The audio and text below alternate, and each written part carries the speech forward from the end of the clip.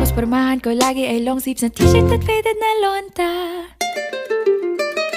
Pero noong makilala kita, nagbagong bigla ang aking timpla. Natutuwa ko na magpariban at mag-ahit ng kilay at least once a month. Hindi ko alam kung anong meron ka na sa akin ay nagpalambot ng bigla. Sinong mag-aakalang lalaki pala ang bibihag sa tulad kong tigreng gala. Kahit ako'y titibo-tibo, puso ko ay titibok-tibok pa rin sa'yo. Isang halik mo lamang at ako ay tinatablan, at ang aking pagkababae ay nabubuhayan na para bang bulaklak na namumukadkad. Dahil alaga mo sa dilig at katamtamang sikat ng